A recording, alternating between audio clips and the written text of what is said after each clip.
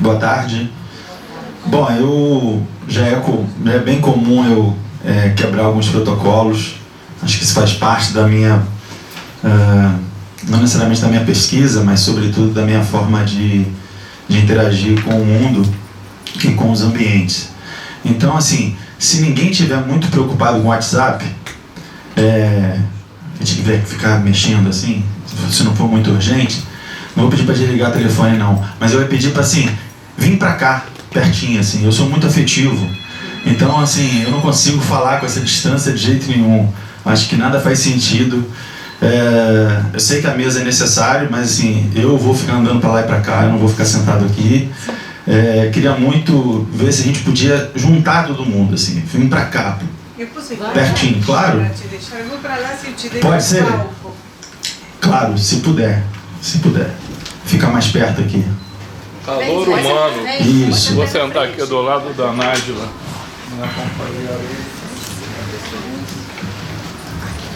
E aí, Simone?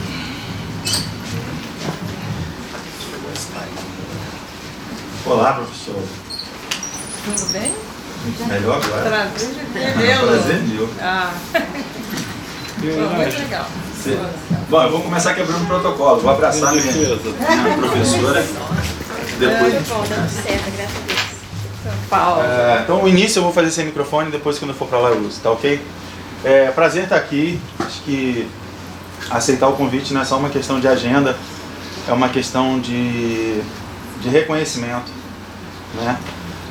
Eu acho que falar com aqueles que te formam, com aqueles que te orientam, com aqueles que te sugerem, que te criticam, retornar a casa é muito importante.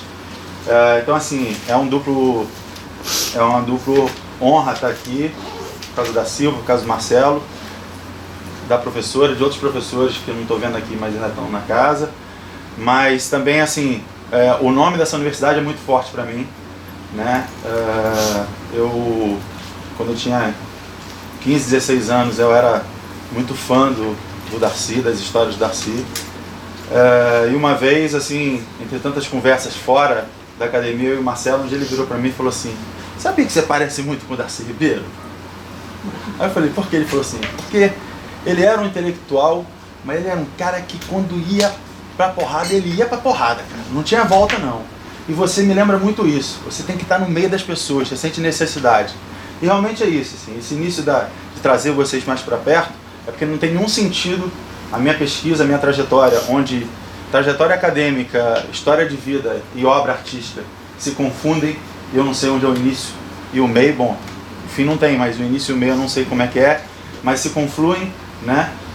Isso gera toda uma percepção de trabalho, uma desobediência na forma de conduzir esse trabalho, né? Desobediência é o termo, é o conceito principal do meu trabalho.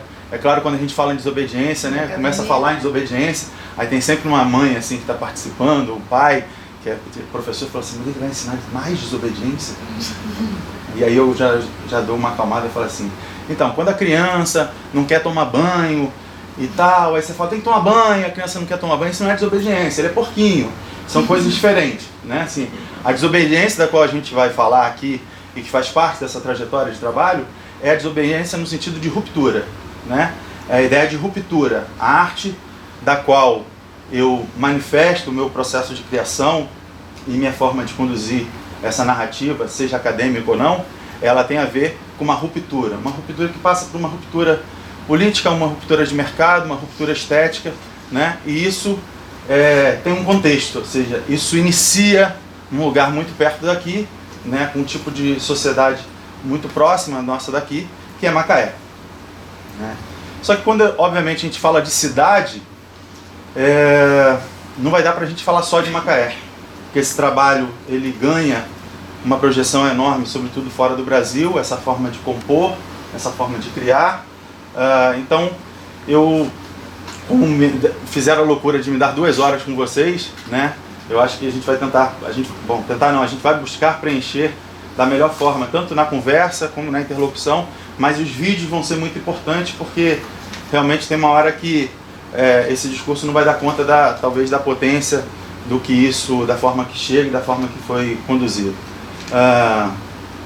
Essa forma, então, de trabalho, ou essa ruptura de forma do trabalho, ela tem um start, ela tem um início, e é importante delimitar que os fatos também da minha vida pessoal, eles vão influenciando bastante a forma de criar e a forma de conduzir essa narrativa. Por isso que eu digo que elas se confluem, né?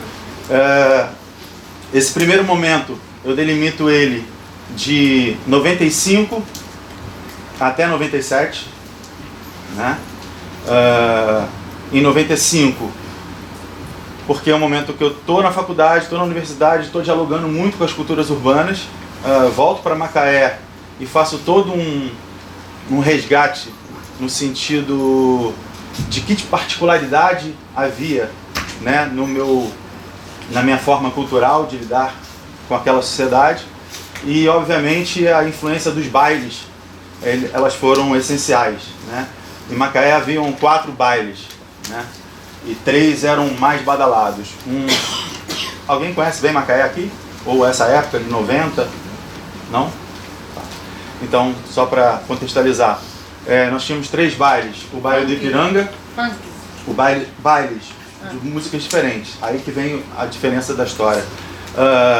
O baile do Ipiranga, que era considerado um baile da galera, ou seja, era um baile da música mais marginal possível, mais subversão possível. Aquele era o baile, na verdade, que eu gostaria de ir. Minha mãe, obviamente, não deixava, achava perigoso, era esse o imaginário. Havia o baile do tênis clube, que era um baile mais chuchu. O que é um baile chuchu? São aquelas músicas que a gente podia ouvir, né? Então só podia ouvir aquelas músicas, e que estava fora dali estava transgredindo já. Mas na mesma calçada havia o baile do Fluminense, que seria meio intermediário. Tinha um pouco do chuchu, mas tinha também o marginal, né? Bom, e o que eu fazia com 12, 13 anos de idade? Como eu sabia que minha mãe só me deixava ir no baile do tênis, eu usava eu usava 2 roupas, uma por baixo da roupa que ela me levava, e quando ela me deixava nesse baile, eu fugia do baile e ia visitar o outro baile, né? E com esse outro baile, que ficava na mesma calçada, mas eram de abismos enormes, né? Assim, se a gente pegar a experiência do Bourdieu, ali, o Bourdieu deve ter passado por ali, né? Deve ter feito alguma análise etnográfica ali, que era isso, na mesma calçada eram 2 mundos, havia um abismo, né? Esse atravessamento da calçada já era parte desse percurso. Quem passava para o lado de lá pertencia estava estabelecido dentro de uma região cultural. Quem passava do outro lado estava estabelecido dentro de outra. E eu, por ser já, de certa forma, uma estatura alta, não se pedia muito documento em baile, né? Então eu olhava pelo seu tamanho e deixava você entrar. Então eu ficava nesse baile até determinada hora, era absolutamente contaminado por esse modo de vivente, esse tipo de roupa, esse tipo de música, esse tipo de movimento. Então pegava e fazia a experiência de Pierre Verger, fluxo e refluxo. Eu ia lá no baile chuchu, levava essa informação, pegava alguma lá e trazia para cá. Eu fazia esse mediador entre 2 mundos, né? Isso quando eu tinha 12, 13 anos. Obviamente isso foi influenciando na minha forma de compor moda, na minha forma de observar estética.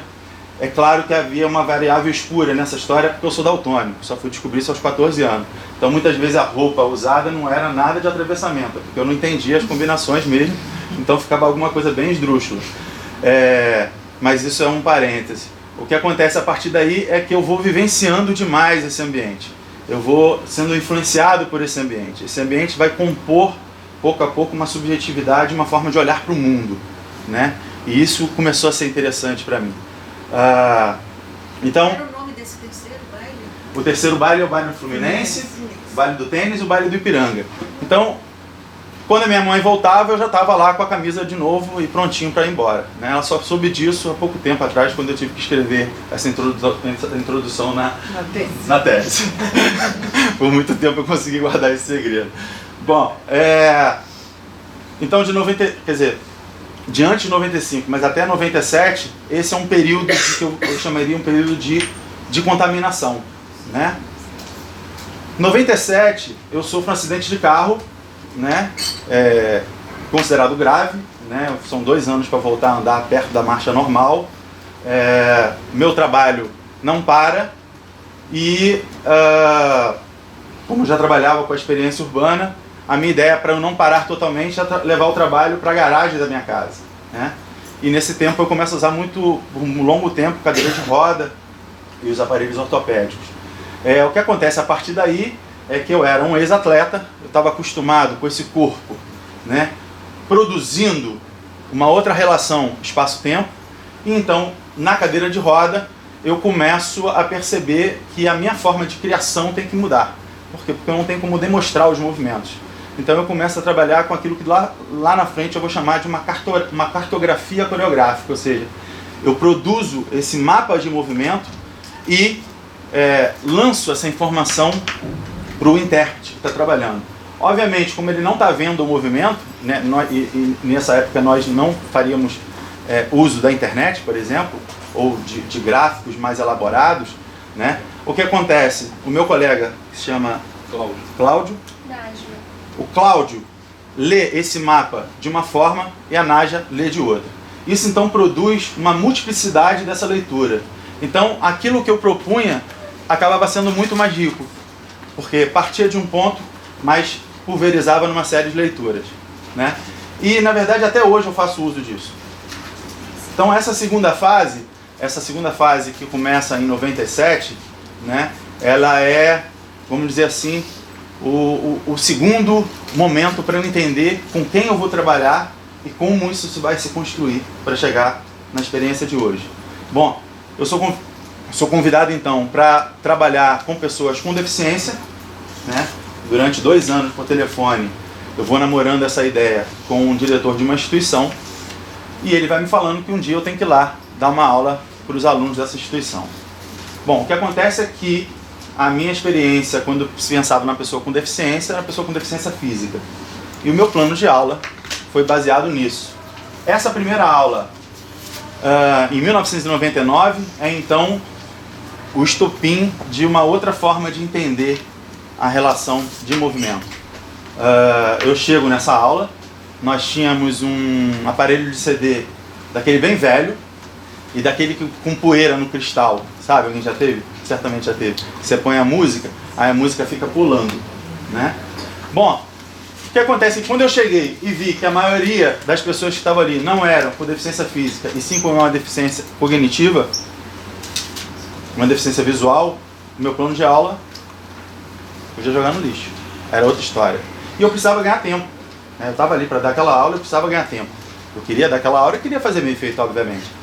O que eu fiz? Eu soltei a música. Enquanto a música rolava, aqueles que tinham uma consciência de ritmo, que a gente chama de um ritmo quaternário, né? Eles dançavam no ritmo da batida da música.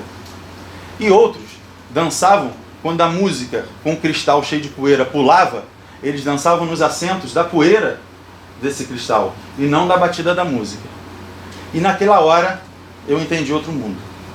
Naquele momento eu entendi outro mundo. Havia uma outra recepção, havia uma outra relação espaço-tempo, e foi ali que eu reorganizei toda a minha praxis. Foi desse momento quando eu olhei para essa leitura de mundo, né? Essa leitura de mundo, ela foi construindo uma organização de trabalho muito diferente, né? Obviamente, citar parte dessa etnografia faz com que fique mais rico o trabalho. No ano de 2001, há uma experiência belíssima, né? Onde então aquilo que quando se pensava em sobretudo dança, imagina isso numa cidade como Macaé, né? Onde a referência estética de corpo é de quem suja o corpo de óleo, né? E nós passamos por esse momento de mães invadindo o ensaio, dizendo para o menino, por exemplo, que estava véspera de viajar para Barcelona, e dizer da seguinte forma: se for para trabalhar com isso, se for para ser vagabundo, que então venda maconha porque dá mais dinheiro, porque isso não dá dinheiro para ninguém. Isso às vésperas de uma viagem internacional, a primeira viagem desse jovem de 17 anos de idade. Então essa é a experiência, quer dizer, a experiência de corpo numa cidade como Macaé, ou seja, o ethos é produzir para chegar nesse mercado. Então a ideia de sucesso é a ideia de um corpo que se suja de óleo, né? Obrigado. Bom, então dentro dessa experiência foi chegando, a maioria das pessoas eram pessoas que estavam naquela relação do que a gente chamaria de borda, aqueles com quem ninguém quer trabalhar, né? Que dentro de uma classificação seriam chamados jovens com deficiência, e outros vinham a maioria das escolas públicas, aqueles chamados por jovens carentes, né? Então esse é o público do qual eu me deparo. Criar uma experiência com essas pessoas, sendo que nenhuma delas vem da dança. Nenhuma delas participou de companhia, nenhuma delas tem dinheiro para ir no Rio de Janeiro assistir um espetáculo. Nessa época, sobretudo, Barreira, Macaé, Rio de Janeiro era enorme, né? Um jovem pegar um ônibus e ir até o Rio de Janeiro e ver um espetáculo e voltar, R$200, qual jovem de 14, 15 anos, 16 pode fazer isso? Poucos, né? Então, o que a gente vê? Nós vimos então um espaço onde as dificuldades também que existiam dele foram produzindo uma certa estética. Um desses jovens, chamado Everton, em um dos ensaios, produz pra gente uma experiência belíssima. Eu queria que a gente imaginasse esse jovem. Logo depois de contar essa história, eu já vou passar o primeiro vídeo pra gente ver como que esse bastidor produziu uma cena, né? Esse jovem é um jovem analfabeto funcional, um jovem negro, autista, de quase 200 quilos, onde ele tem as principais cenas do espetáculo. Onde ele é o protagonista mor do trabalho. Sem ele, a peça cai. Então, o Everton não é que ele está sendo incluído no trabalho. É o contrário. O trabalho sem ele não existe. Essa começa a ser a inversão do processo. O Everton é o cara que ganha mais do que os outros. E se for fora do Brasil, ele ganha em euro. Então, ele desestabiliza, ruptura, primeiro. Ele começa a ruptura de mercado, né? Ele também desestabiliza a própria dança. Ele desestabiliza porque ele é um corpo ruína, ele não é um corpo alma. Tá claro isso? O corpo alma é um corpo tão perfeito que não é corpo, é alma, né? Ele é um corpo ruína, né? É um corpo quebrado, é um corpo que está fora do formato. Então imagine o Everton entrando na primeira aula de uma academia tradicional de dança. Delicado, né? O Everton dentro do mercado offshore. Delicado, né? Então o Everton, a partir da experiência dele, a partir do que ele sugere, vai sendo construído um trabalho a partir da experiência dele. E nesse episódio acontece algo, como eu disse, belíssimo. Há um intervalo de ensaio, as pessoas saem para beber água, havia uma bola murcha no canto, ele pega essa bola e começa a fazer embaixadinha. Ele, muito querido por todos, as pessoas que estão lá fora começam a ouvir os que estão dentro contando. 20, 21, 22, 35, 38. Imagina, não sei, eu não consigo mais fazer nenhuma 5 embaixadinhas. O cara já estava em 50. Então, quando voltou, todo mundo ficou em volta dele, ele no centro da roda, e ele fazendo a embaixadinha dele. Volta dizendo, estamos falando de um cara de quase 200 quilos. Fazendo a embaixadinha, 71, 81, e aquilo foi, imagina, como isso foi crescendo, parecia a torcida do Flamengo, né? Quando o Flamengo era melhor que hoje, mas tudo bem. Aí, 91, 92, 93, 94, 95, o que a gente imagina? Vai chegar no 100. No 100, não é isso? 97, 98, 99, ele dá um chute na bola, a bola cai e ele sai andando. E aí um dos interlocutores vira para ele, segura e fala assim, você vai aonde, Everton? Ele falou assim, eu vou beber água. Então a pergunta que faz de volta é assim, o que é 100? O que é a nota 10? Qual é a relação desse cara com essa forma ocidental e cartesiana de produzir um resultado? Esse cara faz uma ruptura enorme, né? Então, se a composição estética e estética não estiver aliado dentro de uma percepção política do corpo, né? Esse cara seria só mais uma máquina de reproduzir, uma máquina de inclusão, da qual eu sou extremamente contra, né? Esse cara então vai produzir outro tipo de relação espaço-tempo. Ele vai dizer, isso não é importante para mim. Agora é importante a sensação de sede. E eu não preciso chegar a 100 para depois beber água. O que é a nota 10? Qual é a relação desse cara com essa forma ocidental e cartesiana de produzir um resultado? Esse cara faz uma ruptura enorme, né? Então, se a composição estética e estética não estiver aliado dentro de uma percepção política do corpo, né, esse cara seria só mais uma máquina de reproduzir, uma máquina de inclusão, da qual eu sou extremamente contra. Né? Esse cara então vai produzir outro tipo de relação espaço-tempo. Ele vai dizer, isso não é importante para mim. Agora é importante a sensação de sede. E eu não preciso chegar a 100 para depois beber água. Eu preciso beber água agora. Né? Ele está dizendo isso para a gente. A grande questão é como traduzir então essas relações interpessoais dos bastidores, das criações, para criar minimamente um desconforto naquela ideia original de pensar. Né? O que o Everton nos ensina nesse momento é, existe uma outra leitura de mundo. Existe uma outra leitura dessa relação. Né? Então, a partir daí, essa cena foi sendo composta passo a passo e nós vamos assistir um trechinho dela, né? Até o momento que termina a cena com a bola. E depois, se vocês me permitirem, eu vou ler para vocês como foi fazer a etnografia dessa cena. O trabalho que é de pegar uma imagem e decupar dentro de um texto acadêmico. Então, para quem trabalha com etnografia, eu acho que pode ser bastante rico. Eu separei essa imagem porque ela tem um peso, porque esse trabalho foi o primeiro trabalho na história da Alemanha, né, de um festival de dança contemporânea brasileira na Alemanha, que é o Move Berlim. Foi a primeira vez que se permitiu um grupo com pessoas com deficiência entrar, porque não era um trabalho de inclusão, e sim um trabalho que fomentava um pensamento estético. Então isso é um marco. A partir desse trabalho, depois, na história do festival, 2 outros grupos, também com uma experiência próxima, foram convidados. Então, por isso eu quis separar para vocês essa parte.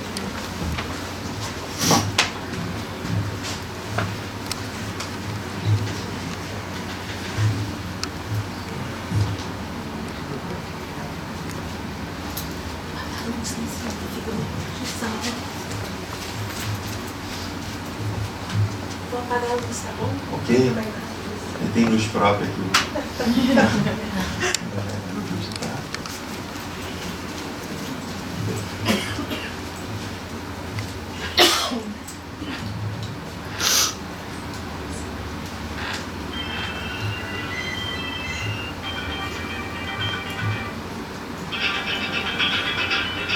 Logo em seguida, depois dessa.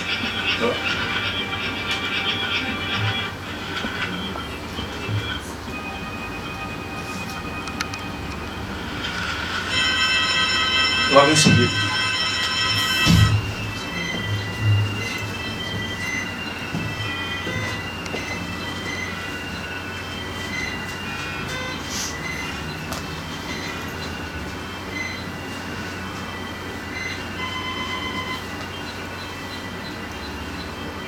Então lá atrás é o Everton. Começa agora.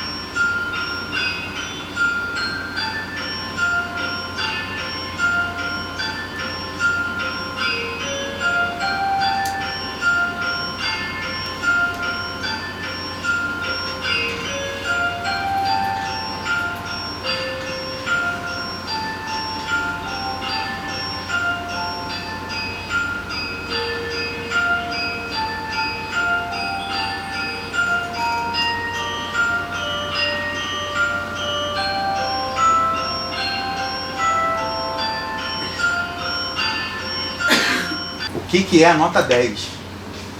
Qual é a relação desse cara com essa forma ocidental e cartesiana de produzir um resultado? Esse cara faz uma ruptura enorme, né? Então, se a composição estética e estética não estiver aliado dentro de uma percepção política do corpo, né? Esse cara seria só mais uma máquina de reproduzir, uma máquina de inclusão, da qual eu sou extremamente contra, né? Esse cara então vai produzir outro tipo de relação espaço-tempo. Ele vai dizer, isso não é importante para mim. Agora é importante a sensação de sede. E eu não preciso chegar a 100 para depois beber água. Eu preciso beber água agora, né? Ele está dizendo isso para a gente. A grande questão é como traduzir então essas relações interpessoais dos bastidores, das criações, para criar minimamente um desconforto naquela ideia original de pensar, né? O que o Everton nos ensina nesse momento é, existe uma outra leitura de mundo. Existe uma outra leitura dessa relação, né? Então, a partir daí, essa cena foi sendo composta passo a passo.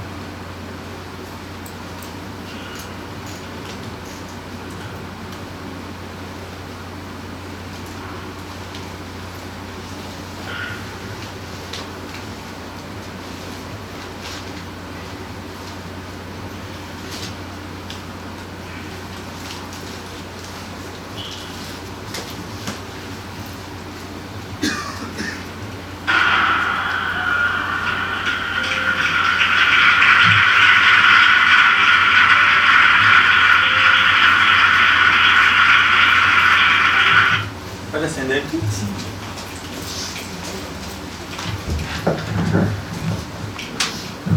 Bom, então essa primeira experiência tem a ver com essa relação de perceber outra dimensão espaço-tempo, né? Existe outro corpo em cena. Há uma necessidade de olhar para esse corpo e ver o que ele produz de movimento, que gestualidade ele produz.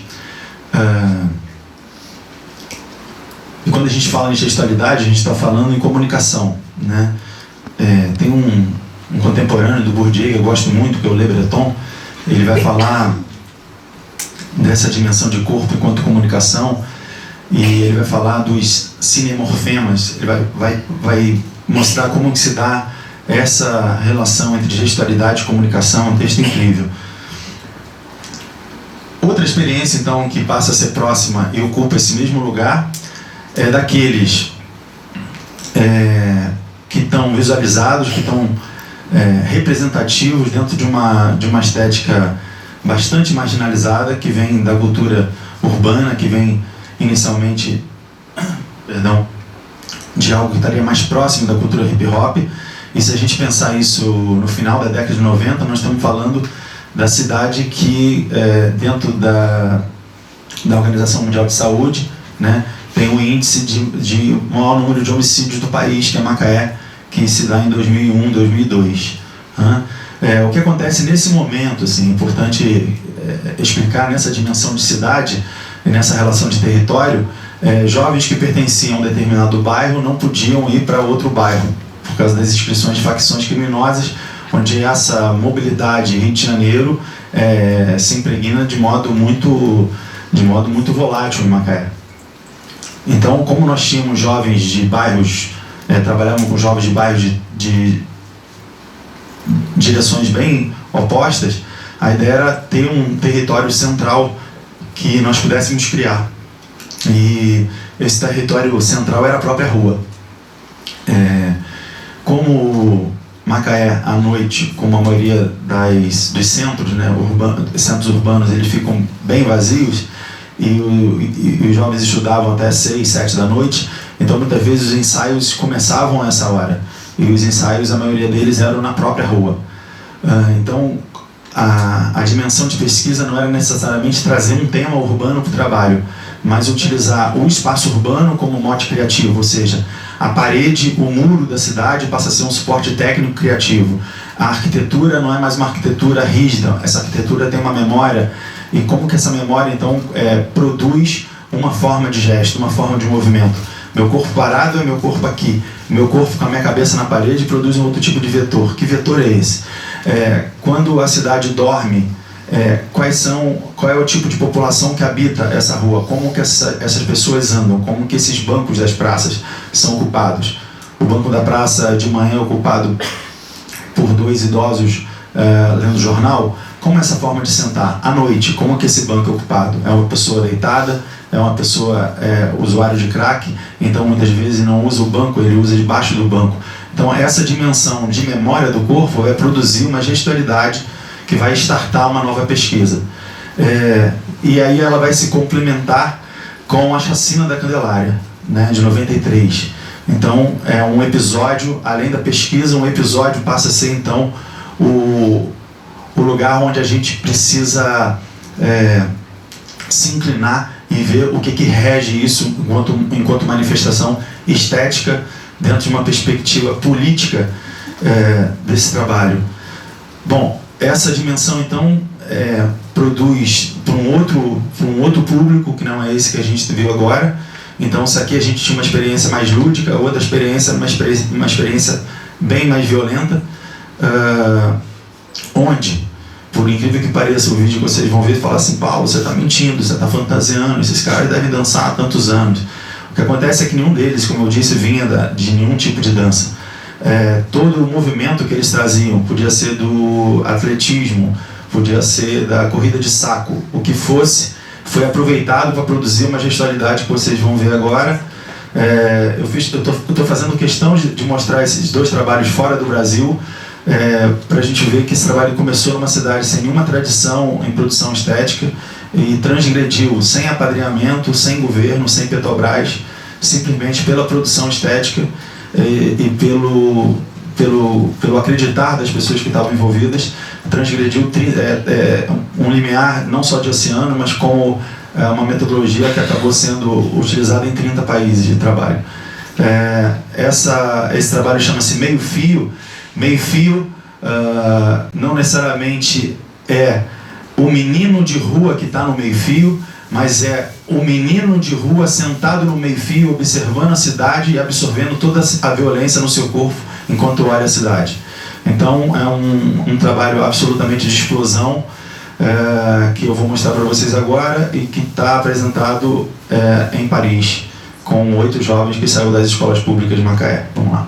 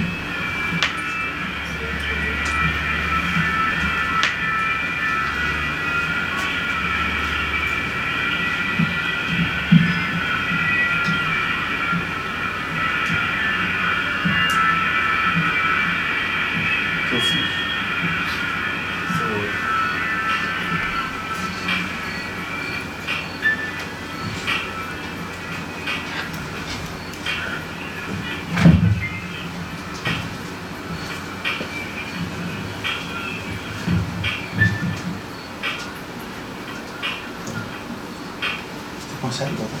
Tá bom? Tá bom.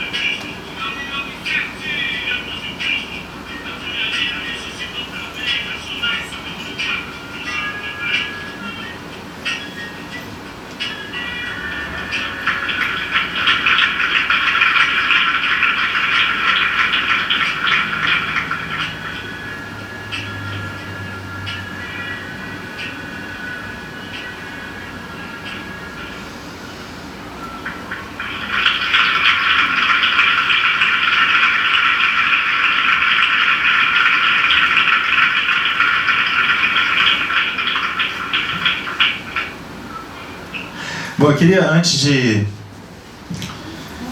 concluir algumas coisas, saber se vocês têm alguma questão agora. Posso seguir? Tá tranquilo?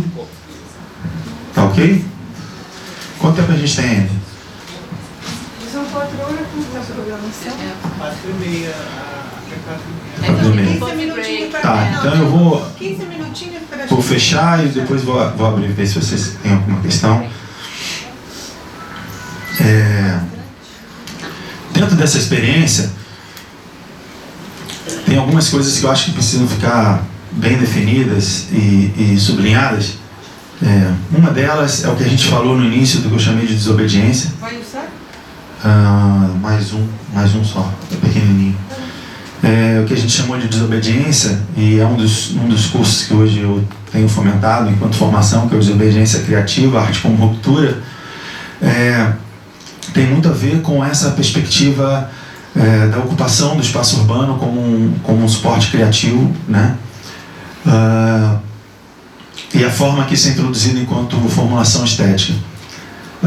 Outra coisa que eu acho que é importante a gente tocar, eu estava ouvindo o finalzinho da última mesa aqui, cheguei bem no final, vocês me desculpem, hoje mais cedo, mas ouvi vocês falando em tecnologia, assim, e que eu acho fantástico. Mas no meu trabalho, se quisesse pensar essa tecnologia, é uma tecnologia afetiva.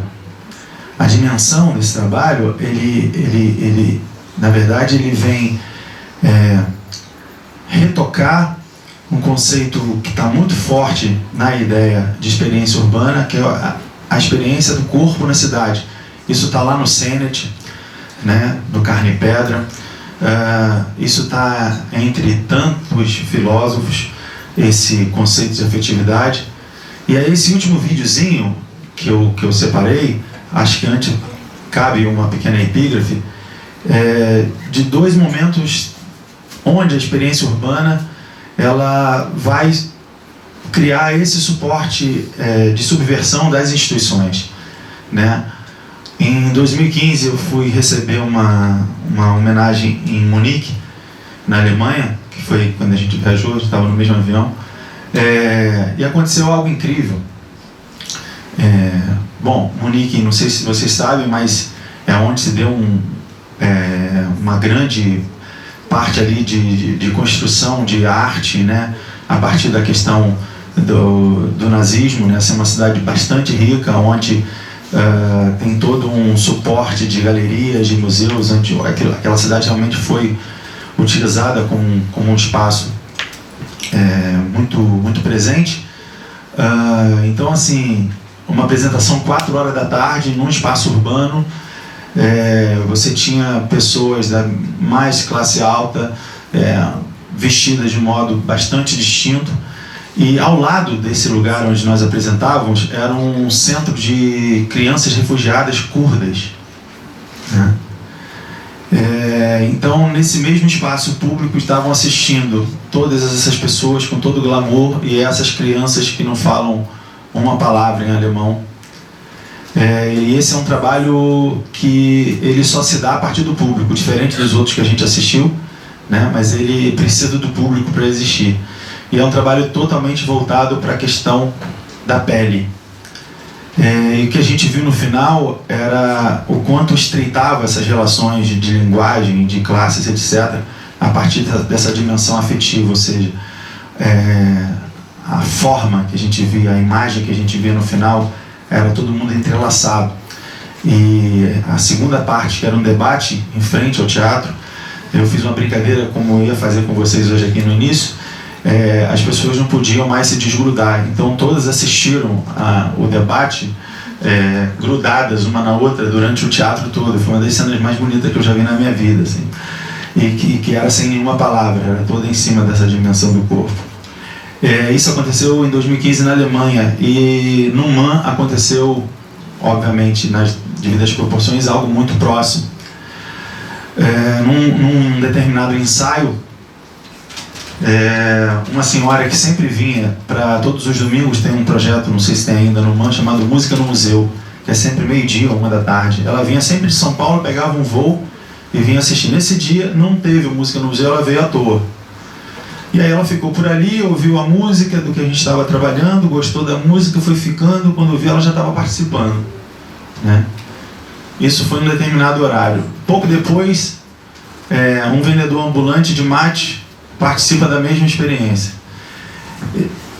E os dois então dão um breve depoimento de como foram participar dessa experiência, que me impressiona muito, né? Uma senhora em que a instituição materna, né, a instituição família, né, que geralmente é a instituição do primeiro contato, né, não há relação, e ela vai ser abraçada pela primeira vez por estranhos na rua, onde a rua, o corpo é tão negado, né, o corpo tem todo o estranhamento de quem produz uma brutalidade o tempo todo. Então isso realmente, eu acho que é incrível. E por outro lado, a dimensão da sobrevivência, né? Eu tiro do meu ombro geralmente só quando acaba, porque quando eu tiro para colocar de volta é muito pesado, mas nesse caso eu tiro. Então assim, essa relação afetiva do trabalho sempre me impressiona muito, assim, a forma que isso chega nas pessoas, e isso é recorrente desde o início do processo, desde 95 até o dia de hoje. Eu queria concluir e depois abrir para as perguntas, e me lembrei muito hoje pela manhã, vendo um desses vídeos, de tantas perguntas que já me fizeram: por que eu faço o trabalho que eu faço, porque o trabalho já acabou todo, porque já começou de novo, e porque eu mantenho insistente. E a melhor resposta que eu encontrei é de um texto que vem de Pierre Verger, né? Pierre Verger, o fotógrafo, antropólogo, né? Século XX, francês, branco, europeu, em que ganha uma bolsa para fotografar na África, e para seguir com a bolsa dele de pesquisa, o desafio que o orientador fala para ele você vai ter que pegar essas fotos todas e escrever sobre cada uma delas, senão é pouco. E aí ele topa o desafio. Então aquele que trabalha com sensação agora vai trabalhar uma outra dimensão. Esse fotógrafo então, em algum momento, chega na Bahia, em Salvador, decide que nunca mais vai voltar, tem acesso às principais e mais secretas reuniões, cerimônias do mundo, consegue o título de Babalaô, ou seja, considerado o pai do segredo, e perto da sua morte, na entrevista, perguntam a ele: Pierre Verger, isso tudo que você participou, em que você acredita? E ele responde para a apneia do entrevistador: nada. E o cara diz para ele: mas como pode? Você é o Babalaô, você é o pai do segredo, você visitou todos os lugares. Então por que você faz o que você faz? Ele falou: essa é uma grande pergunta, essa eu consigo responder. E ele responde da seguinte forma: uma baiana vendendo acarajé nas ruas de Salvador é somente mais uma baiana vendendo acarajé entre milhares de mulheres vendendo acarajé nas ruas de Salvador. Quando essa mulher entra no seu espaço religioso e se torna rainha, ela se torna única. Eu vivo para ver esse momento, que ela deixa de ser mais uma mulher entre 1000 mulheres vendendo acarajé nas ruas de Salvador e se tornar a única rainha naquele momento. Essa passagem valeu a pena a minha vida inteira. E eu acho que eu faço por isso, para ver esse momento de atravessamento. Obrigado.